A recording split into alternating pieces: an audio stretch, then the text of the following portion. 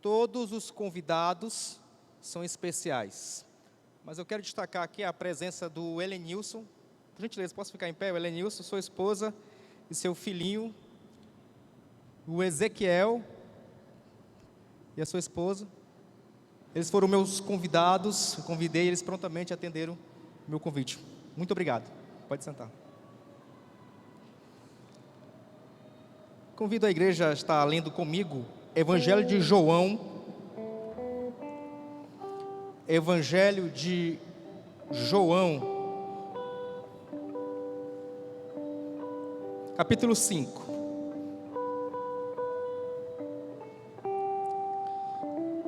Versículos de 1 a 9. João, capítulo 5, de 1 a 9. Nós vamos ler aqui na projeção.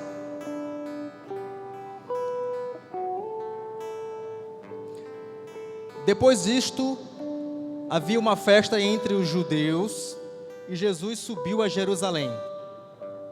Ora, em Jerusalém, à próxima porta das ovelhas, um tanque chamado em hebreu Betesda, o qual tem 5 alpendres. Nestes jazia grande multidão de enfermos, cegos, mancos e ressecados, esperando o movimento da água. Porquanto um anjo descia em certo tempo ao tanque e agitava a água, e o primeiro que ali descia, depois do movimento da água, sarava de qualquer enfermidade que tivesse. E estava ali um homem que havia 38 anos se achava enfermo. E Jesus, vendo este deitado e sabendo que estava neste estado havia muito tempo, disse-lhe: queres ficar são? O enfermo respondeu-lhe: Senhor, não tenho homem algum que, quando a água é agitada, me ponha no tanque, mas enquanto eu vou, desce outro antes de mim. Jesus disse-lhe: levanta-te, toma o teu leito e anda. 9. Logo aquele homem ficou são e tomou seu leito e andava. E aquele dia era sábado. Vamos mais uma vez orar. Ó Santíssimo Deus, precioso Jesus, Santo Espírito, nós te rogamos, tenha misericórdia de nossas vidas. Fale conosco nessa noite, Deus. Nós queremos ser transformados pela Tua palavra, Senhor Jesus. Muito obrigado, Deus, pelo Teu amor, Deus. Em nome de Jesus. Amém. Amém. O tema da mensagem de hoje à noite é a doce misericórdia de Jesus. A doce misericórdia de Jesus. É interessante que o Evangelho de João é o mais lido, é o mais conhecido e o mais amado livro do Novo Testamento. Eu particularmente gosto do Evangelho de João. O Evangelho de João foi escrito no final do primeiro século, onde os apóstolos, todos eles já estavam mortos pelo viés do martírio. É interessante que os evangelhos de Mateus, Marcos e Lucas são chamados de sinóticos, porque são parecidos, porque são semelhantes. Mas o Evangelho de João é diferente, no seu conteúdo, no seu estilo e no seu propósito. O Evangelho de João é um evangelho que é muito conhecido por todos, até quem não é crente, até quem não frequenta igreja nenhuma.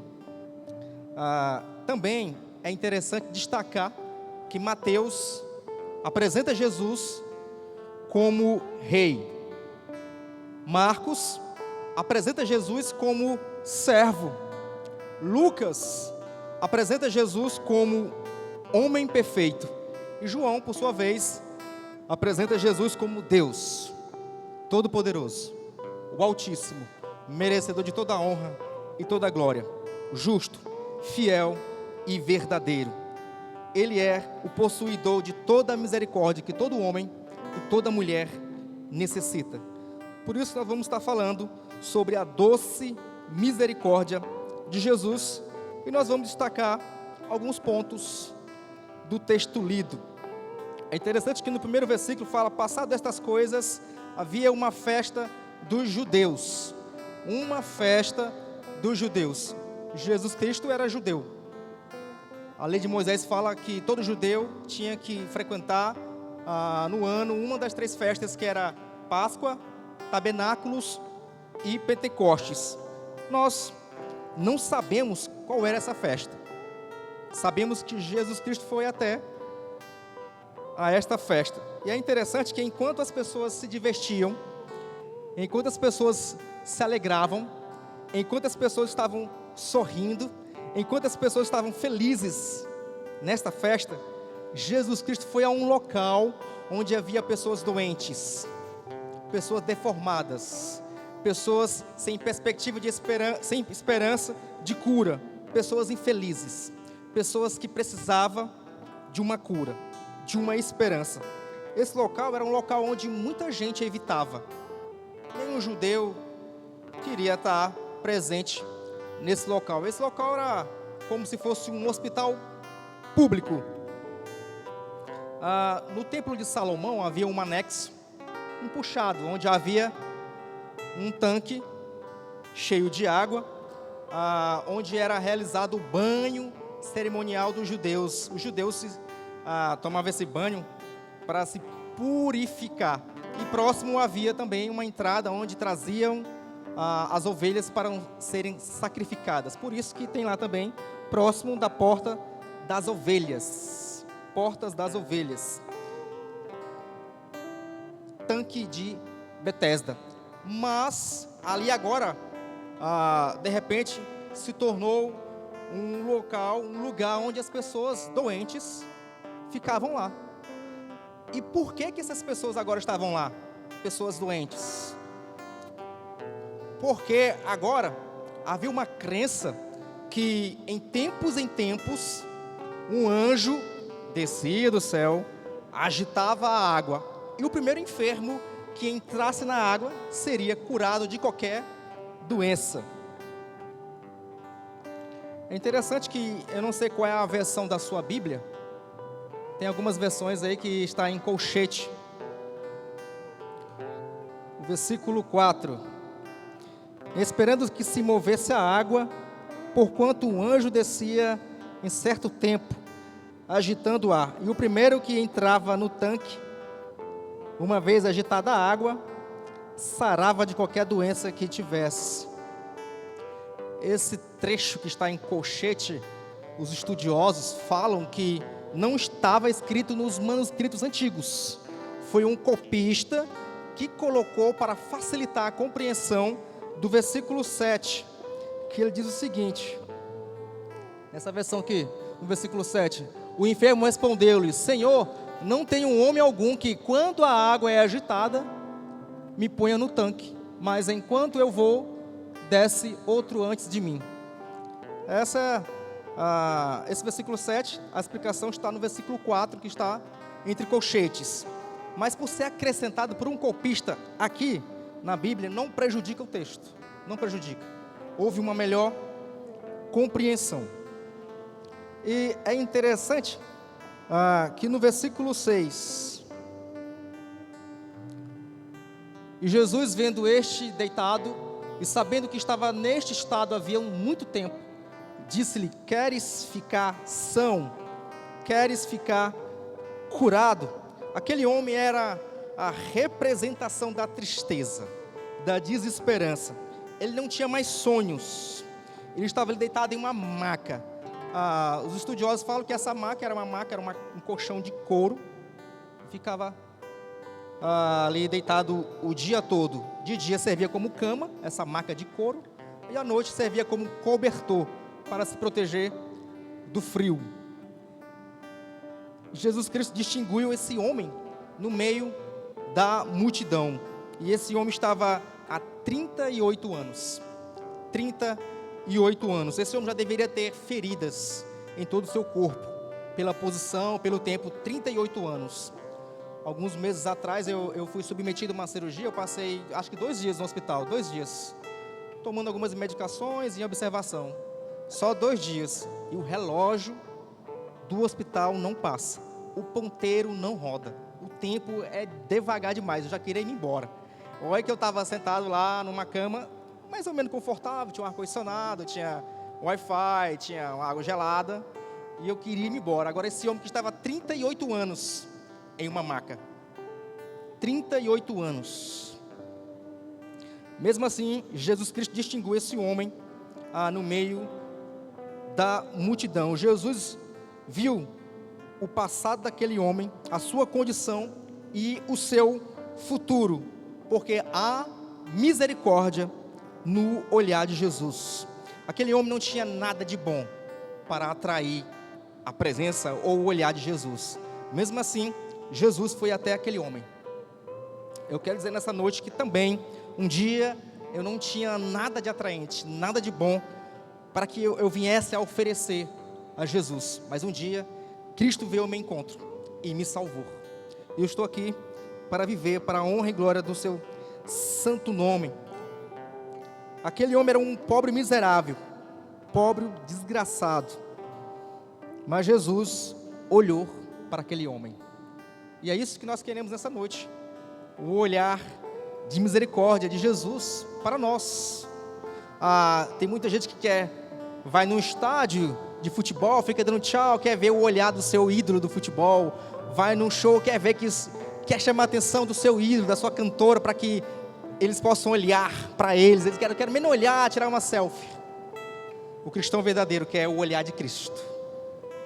O cristão verdadeiro deseja que Cristo olhe para ele.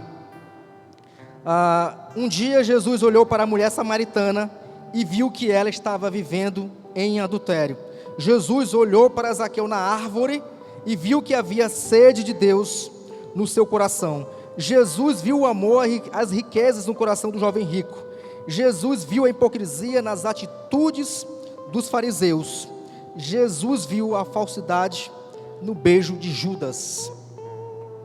Os olhos de Deus contemplam o bem e o mal. Em Provérbios 15:3, Giovanni, por gentileza, vamos estar lendo.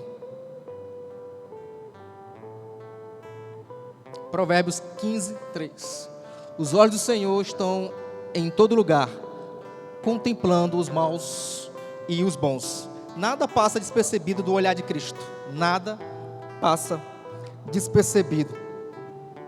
Nós estávamos doentes, nós estávamos cansados, nós estávamos vivendo uma vida errante, cegos e paralíticos. Um dia, Cristo olhou para nós, no meio da multidão. Glória a Deus. Lá em Efésios capítulo 2, versículo 1, Efésios capítulo 2, versículo 1. E vos vivificou, estando vós mortos em ofensas e pecados. 2. Versículo 2, Giovanni. E que no outro tempo andaste segundo o curso deste mundo, segundo o príncipe das potestades do ar, do espírito que agora opera nos filhos da desobediência. Acredito que aqui muitos também um dia foram alcançados pelo olhar da misericórdia do Senhor. O outro ponto que nós queremos destacar é que Jesus concede a doce misericórdia e a cura ao paralítico. Versículos 8 do Evangelho de João, Giovanni, capítulo 5 do texto. Jesus disse-lhe: levanta-te, toma o teu leito e anda. Aquele homem sofria há 38 anos. E aqui nós aprendemos que Jesus é o Senhor do tempo, atemporal. Não há tempo que possa limitar o poder de Jesus Cristo. Eu não sei quanto tempo você espera uma cura, uma bênção, não sei quanto tempo você ora em favor do seu esposo para se converter, ou da sua esposa. Eu não sei quanto tempo você tem orado em favor dos seus filhos que estão afastados. Eu não sei quanto tempo você ora em favor de uma porta que possa se abrir, mas Cristo pode abrir. Ele é o Senhor, Ele tem todo o poder. Lá em Lucas, capítulo 8, versículos 43 e 48, Giovanni. Lucas, capítulo 8, versículos 43 e 48, fala de uma mulher hemorrágica que sofreu de 12 anos. E uma mulher que tinha um fluxo de sangue, havia 12 anos, e gastara com os médicos todos os seus bens, e por nenhum pudera ser curada. 44 até 48. Chegando por detrás dele, tocou na orla do seu vestido, e logo estancou o fluxo do seu sangue. E disse Jesus: quem é que me tocou? E negando todos, disse Pedro e os que estavam com ele: mestre, as multidões te apertam e pressionam, e dizes: quem é que me tocou? E disse Jesus: alguém me tocou, porque bem conheci que de mim saiu o poder. Então, vendo a mulher que não podia ocultar-se, aproximou-se tremendo e, prostrando-se ante ele, declarou-lhe diante de todo o povo a causa por que lhe havia tocado, e como logo sarara. 48. E ele lhe disse: tem bom ânimo, filha, a tua fé te salvou, vai em paz. Outro texto também que pode comprovar que Deus pode agir independente do tempo, também no Evangelho de Lucas, capítulo 13, versículos 10 a 13, Giovanni. Lucas, capítulo 13, versículos 10 a 13. E ensinava no sábado, numa das sinagogas, e eis que estava ali uma mulher que tinha um espírito de enfermidade, havia já 18 anos, e andava curvada, e não podia de modo algum endireitar-se. E, vendo a Jesus, chamou a si e disse-lhe: mulher, estás livre da tua enfermidade. 13. E pôs as mãos sobre ela, e logo se endireitou, e glorificava a Deus. Isso comprova que Deus, naquela época, fez milagres, e também, hoje, Ele realiza milagres. A minha mãe, Maria dos Aflitos, se congrega na Igreja Batista Maranata, ela ora em favor do meu pai há mais de 30 anos. Meu pai, o pastor João Pedro conhece, a irmã Vânia, e ele nunca nos impediu de ir para a igreja, ele sempre apoiava: não, acompanha a tua mãe. Mas ele não participava de nenhuma programação. De uns anos para cá, agora ele está mais frequente, ele veio aqui em alguns cultos, agora está mais frequente agora na Igreja Batista Maranata. Um dia eu vi ele falando: nessa semana eu vou comprar uma camisa nova, porque domingo tem culto, e eu quero ir para a igreja de camisa nova. E Deus tem trabalhado na vida dele, que a minha mãe tem orado em favor da vida dele há mais de 30 anos. Há mais de 30 anos. E tem pessoas que oram 1 ano, 2 anos, por um motivo, por uma causa, e já quer desistir, já quer deixar de estar intercedendo por essa causa. Continue orando, continue buscando, porque o nosso Deus, o Senhor Jesus Cristo, tem todo o poder. Ele pode salvar qualquer alma, transformar qualquer vida e trazer restauração para qualquer casamento. Ele pode libertar qualquer homem de qualquer vício. Nosso Deus tem todo o poder. Ele é misericordioso. Há 38 anos de sofrimento. Lembrando também que lá em João 11 e 43 fala que Lázaro já estava com mau cheiro. Mesmo assim, Deus, Jesus Cristo, com seu maravilhoso poder e a sua misericórdia, fez a sua obra. E não importa quão desesperado você esteja, Cristo pode agir a qualquer momento. É interessante também que Jesus Cristo pergunta: queres ser curado? Queres ser curado? E é lógico que toda pessoa que está doente quer ser curado. Então muitas pessoas perguntam o porquê dessa pergunta, o porquê que Jesus Cristo fez essa pergunta: você realmente quer ser curado? E aqui o propósito de Jesus Cristo é fazer que aquele homem, aquele paralítico que há 38 anos estava doente, reconhecesse a sua doença. Tem muita gente que está doente, mas não reconhece que precisa de Deus, não reconhece que precisa confessar os seus pecados, não reconhece que precisa do perdão de Deus. E aquele homem, ele veio com desculpas. Ele não disse sim ou não, ele falou assim: toda vez que um anjo desce, alguém corre na minha frente, toma a minha frente, e entra, e é curado, e eu fico aqui, jogado, esquecido, abandonado, e eu estou aqui sofrendo há 38 anos, porque eu fui abandonado pelos meus familiares e amigos. Aquele homem vivia uma vida de amargura também, aquele homem vivia uma vida de angústia. Havia doenças, não física, mas espiritual, que deveria ser curada no coração daquele homem. Aquele homem deveria liberar perdão. Aquele homem vivia com um olhar tristonho, mas de angústia, porque ele achava que ninguém respeitava o aleijadinho, ninguém respeitava o paralítico, todo mundo tomava frente, e eu estou aqui há 38 anos. Então, o culpado por eu estar aqui são as pessoas que não me ajudam, e tem muita gente também que não reconhece os seus erros, os seus pecados, e continua culpando os outros. Eu estou assim porque fulano não me ajuda, eu estou assim porque a igreja não olha para mim, eu estou assim porque o pastor não me visita, eu estou assim é porque as pessoas me acham pobre, eu estou assim. Muita gente vive dando desculpas e não reconhece o seu problema. As pessoas estão cheias de amarguras, doentes, cegas, coxas, paralíticas, e o retrato desse homem é o retrato da nossa humanidade.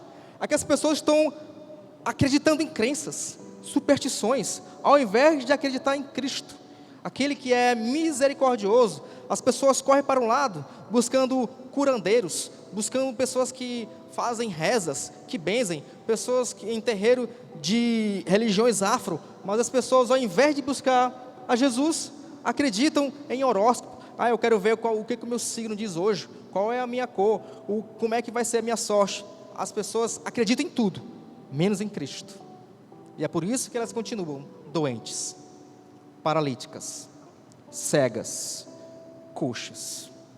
Muitas pessoas precisam sim de uma cura física, mas a humanidade, todo homem e toda mulher precisa de uma cura espiritual, e Jesus Cristo é o médico dos médicos. Ele está pronto para atender o seu chamado. Eu não sei há quanto tempo você tem esperado uma cura, mas Cristo pode curar a sua doença, pode trazer uma cura, pode sarar a sua ferida, por mais que ela possa estar até cheia de pus, mas Cristo pode curar você. O terceiro ponto, que aqui foi uma cura imediata, capítulo 5 do Evangelho de João, no mesmo texto, mas é o versículo 9.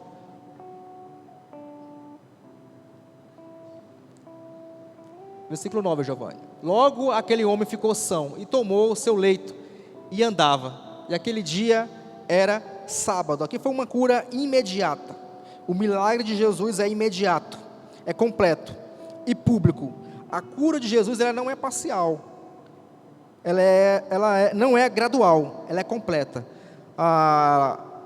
Poderia que, se fosse em outra situação, em outros momentos, uma pessoa estaria buscando um médico ortopédico para cuidar da sua paralisia, e aí tinha que fazer algumas sessões para averiguar realmente se ele foi curado, se fosse realmente qualquer outra pessoa. Mas a cura aqui veio de Jesus, e foi uma cura completa, foi uma cura 100%. Jesus Cristo trabalha assim. Tem gente que, muitos pastores, líderes neopentecostais, realizam uma cura e não é completa, dizem: continua buscando o Senhor, que Deus vai trabalhar na sua vida, mas você tem que estar agora contribuindo para que a sua cura seja completa. São homens mercenários, que pregam Jesus Cristo, mas com intenção de ganhar dinheiro, deixando as pessoas mais doentes, mais paralíticas e mais cegas, porque elas pregam um falso evangelho, não pregam o evangelho de Cristo Jesus. Tem um testemunho, eu já contei aqui, e gosto de ler muitos testemunhos, sou fascinado por livros, gosto de estar acompanhando a vida dos grandes homens de Deus. os homens que viveram aqui na terra, onde a terra não eram dignas de ser pisadas. Mas eu presenciei, acompanhei um testemunho. Eu fui um testemunho ocular juntamente com a igreja, a qual fazia parte, e eu me alegro e glorifico ao Senhor por ter tido aquele momento, fazendo parte daquele milagre que aconteceu. E alguns anos atrás, uma mulher foi alvejada com um disparo de arma de fogo por um homem. Ninguém sabe a razão e o motivo. O rapaz atirou 2 vezes contra a mulher, viu que a mulher estava no chão, sangrando, aí ele se matou. Ele atirou no ouvido e morreu na hora. A mulher, ela não morreu, ela foi levada às pressas. E lá, ela foi submetida a intervenções cirúrgicas, tiraram um projétil que estava no pescoço, mas o que estava na cabeça, os médicos não conseguiram tirar, porque diz que o projétil era de uma arma pequena e aí ficava em movimento. Essa mulher, ela ficou alguns dias de observação no hospital e depois ela teve alta, mesmo com o projétil na cabeça. E a sogra dessa mulher era evangélica, crente no Senhor Jesus Cristo, e fazia parte da igreja na qual me congregava na época. E ela pediu: igreja, ore em favor da minha nora. Os médicos disseram que não tem condição de tirar esse projétil, mas eu acredito que Deus pode operar. Eu acredito que Cristo pode salvar a minha nora. E a igreja começou uma campanha de oração. A igreja começou a orar todos os dias em favor dessa mulher. Todos os dias. E ela já se recuperando, mas ainda sentindo fortes dores, porque era um objeto estranho no seu corpo. Já estava fazendo alguns afazeres domésticos. E um dia ela estava varrendo a casa, tirando a poeira dos móveis, e deu uma coceira tão grande na sua garganta, e ela começou a tossir, e de repente ela começa a sentir o gosto de pólvora na garganta, e cospe o projétil, e cai na mão dela, sem precisar ter intervenção cirúrgica do médico, porque ali Cristo fez a obra, Cristo operou aquele milagre na vida daquela mulher. A parte negativa dessa história é que essa mulher, mesmo sendo agraciada pelo milagre de Cristo, ela nunca quis saber de Cristo. Ela vive distante de Deus, ela nunca quis saber da igreja, mas a igreja orou em favor dela. Ela sabe que Deus operou na vida dela, ela sabe que Deus fez um milagre na vida dela. Ela reconhece que Deus tem todo o poder, que Deus pode curar qualquer doença, que Deus pode curar, restaurar, salvar, libertar. Ela sabe disso, ela sabe disso. E aqui, nesse templo, tanque de Betesda, um hospital, pessoas doentes, pessoas que estão ansiosas. Amanhã, segunda-feira, começa tudo de novo. Pessoas que estão cansadas. Tem gente que precisa de remédios para dormir. Tem pessoas que estão com um casamento, uma situação difícil, problema com o marido, problema com a esposa, com filhos. Pessoas que estão com dívidas, pessoas que estão com inúmeros problemas em várias esferas da vida. Não sei se você veio buscar o milagre, ou essa libertação, ou essa cura. Eu sei que Cristo pode resolver o seu problema, mas Cristo é mais importante do que a própria cura, do que a própria solução. Porque Jesus Cristo fala aqui que aquele homem estava com um problema de saúde por causa do pecado. Era por causa do pecado que aquele homem estava vivendo aquela vida. Talvez já tinha 60 anos, e aí ele cometeu erros, e Deus resolveu castigá-lo. Eu quero fazer aqui uma observação, que nem toda doença é motivo de castigo de Deus, porque alguém está em pecado, pelo amor de Deus, não entendam isso. Tem pessoas cristãs, fiéis, que adoecem, que ficam doentes, que morrem, mas Cristo está com o poder, Cristo está no controle de tudo. E aqui, Cristo, além de salvar, além de curar aquele homem, Ele trouxe a salvação. Talvez você não esteja doente aqui, nessa noite, fisicamente, mas você precisa de uma cura espiritual. Cristo pode salvar você. Cristo pode libertar você dos vícios. Cristo pode te libertar, pode curar você das doenças espirituais. E nesse momento, a igreja vai estar orando. E nós vamos fazer um convite a aquelas pessoas que estão nos visitando, que estão conosco, nossos convidados, aquelas pessoas que ouviram a mensagem, que entendem que estão precisando de uma cura, de uma libertação, entende que precisa ser curada. Aquelas pessoas que estão conosco nessa noite, eu convido você a reconhecer a Jesus Cristo como o único Senhor e Salvador de sua vida. Você levantando uma das suas mãos, você está dizendo que precisa de Deus, que sabe que Deus está aqui e pode te dar perdão, salvação. O nosso Deus, Ele é Deus rico em misericórdia. Você que entendeu, que está aqui nessa noite, você que quer participar desta igreja, que quer ser crente, que entende que precisa de Jesus Cristo, você com uma das suas mãos, você pode estar levantando e acenando, e assim está dizendo publicamente que quer Jesus Cristo na sua vida. Você pode dizer, mas você nem me conhece, eu vivo uma vida de pecados. Cristo é incapaz de perdoar os meus pecados, porque eu peco demais, eu sou pecador. Nós temos rios de pecados, mas Deus tem oceanos de cura e de perdão. Nós queremos fazer convite, quem é a primeira pessoa que quer aceitar a Cristo como o único Senhor e Salvador de sua vida. Você que há muito tempo tem orado por uma cura, há muito tempo tem orado por uma libertação, uma porta aberta. Eu não sei qual é o seu problema, a sua necessidade, mas Deus conhece. Cristo conhece. Não havendo, nós queremos que Deus lhe dê outras oportunidades para que você possa ouvir a palavra do Senhor, o Evangelho genuíno, e que você possa aceitar Cristo como o único Senhor e Salvador de sua vida. Amém?